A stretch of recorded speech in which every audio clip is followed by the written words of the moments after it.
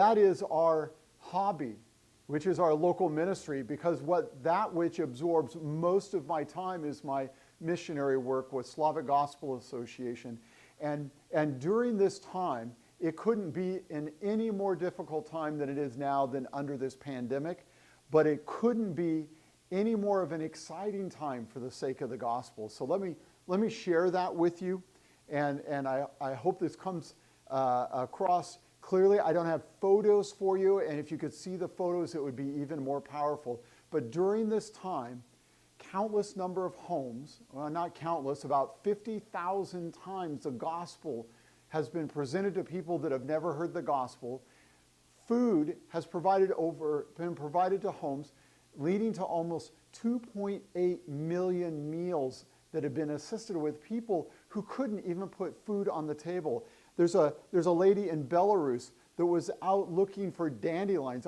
I felt horrible. Here I am, I want to get dandelions out of my lawn, and they're weeds, and she's outside gathering dandelions for soup because that is the only way she could feed her children.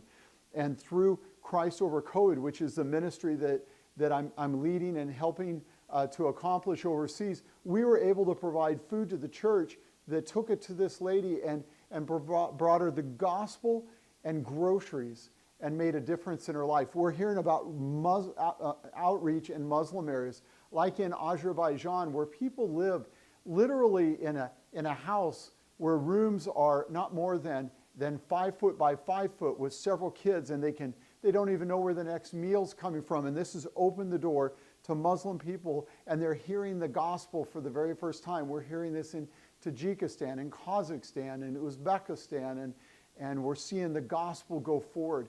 We are seeing those who were right on the edge of taking their own life. A lady wanted to hang herself because she couldn't provide food for her family, and the church happened to arrive in time to stop her and provide her the groceries and the real message of the gospel. And what are we hearing? We're hearing about people coming to faith. We're hearing about lives being changed and people now coming to the church and searching out questions. So this has really consumed a lot of our energy, because in those countries, they don't have the underpinnings that we have. They don't have a healthcare system that's going to care for them in the same way as ours.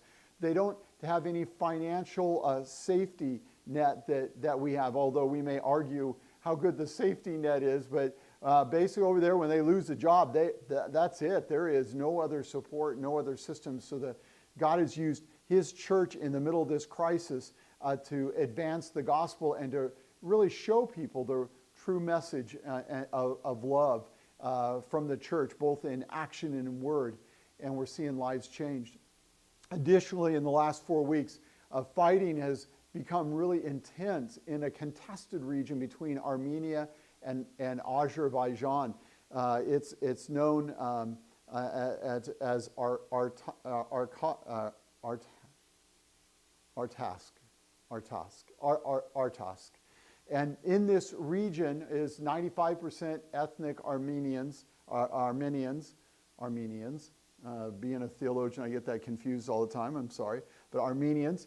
And so we have battles going on there, and the fighting's going on, and the people, the civilians, are caught in the crossfire. So there's refugees that are coming to both sides. So we've been equipping the churches to help them. In many cases, the husbands have been staying behind to fight for their territory, and the wives and the children's fled. And the churches are telling us about kids that are showing up, and it's wintertime, and they're barefoot, and they're getting sick, and they're taking care of them. So the aid that we're providing is providing for winter shoes and blankets and coats and things like that, as well as food. And we're seeing this on both sides, and we're seeing the devastation that's going on. So when you hear in the news about the fighting that's going on between Armenia and Azerbaijan, you're going to hear about the great suffering, and know that what we're doing at SGA is getting behind the churches, again, serving the churches to advance the gospel and to bring food to the people. Please pray for this region. It's very difficult right now. In the midst of this time, not only am I working on that and working on the aid that's going out under the pandemic, but we're continuing our ministry to orphans. A little more than 11,000 orphan children. About a third of those children are at-risk children, and we minister to these kids predominantly in 5 countries. And we're seeing kids that have no hope find hope. In fact, just as a rough a number to remember, we minister to the 84%. 84% of these kids never get adopted, never know what it's like to have a home of their own. And we are told under the pandemic that of the 84%, those who are true orphans with no parents and no living relative are actually better off than the ones that are in the orphanage that have parents that have not lost their parental rights, because under the pandemic, some of those kids were actually sent back to the homes where these homes were abusive. Parents were drunk and drug addicts, and the kids were beaten.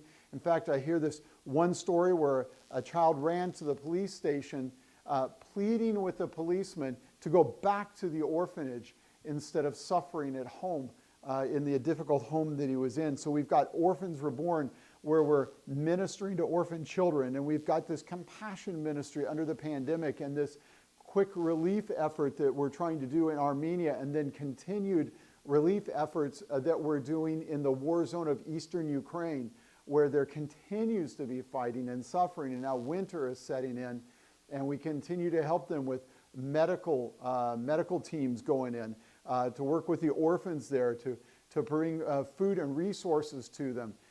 And now, as we get into winter, we're going to find ourselves helping them even to bring coal to put in the little coal stoves there, because a lot of the gas lines have been destroyed in the fighting, and so a lot of the people can't stay warm. So we're working to get the ministry and the war zone ministry to the orphans. We have excitingly begun all the training in our schools. We've got 3 major seminaries in Siberia and Novosibirsk, in Minsk, Belarus, and Irpin, Ukraine, as well as 5 Bible institutes, the largest being in Almaty, Kazakhstan, but as well as Tajikistan and Azerbaijan and Georgia and even in Israel.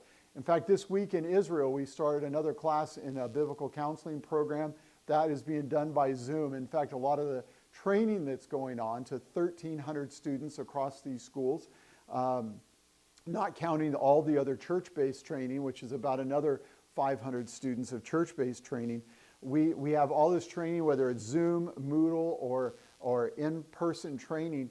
We're preparing these leaders of future generations. I hope to go over in January and February. I've been asked to teach again, and I hope the door opens up to go over. But right now, we're doing the best that we can through remote connections. In fact, we find 2, 3, 4 times a week.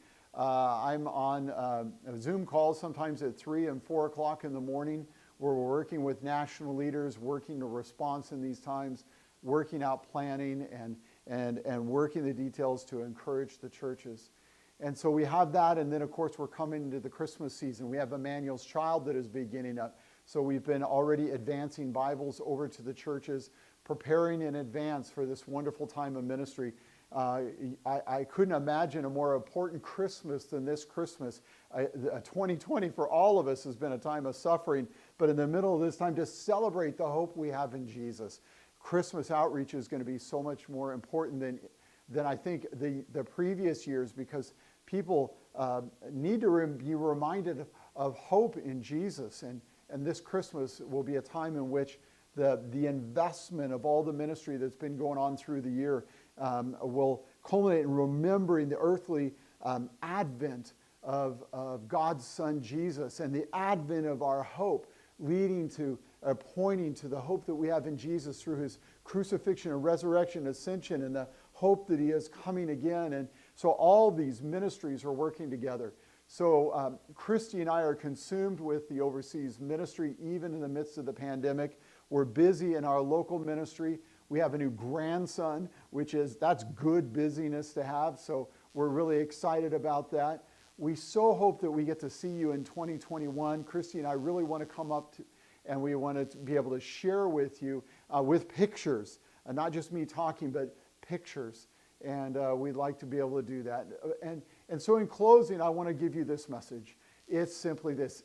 Don't focus on the conditions that we're in the middle of. Don't focus on the division we see in the government and politics. Don't focus on the difficulties that we're suffering through. Focus on the joy that we have in Jesus Christ. Remember this same message in Isaiah 55, specifically the first 13 verses, and we are reminded that our joy is found in our Redeemer. And it's found in Jesus Christ, and that joy is ours, and that joy is always with us. That peace is always with us. Remember when Jesus finished the bread of life, the upper room discourse, and right at the end in John 16:33, he says, "In this world you will have many tribulations, but take heart." In other words, have courage. I have overcome. This is the peace that passes all understanding. This is the joy.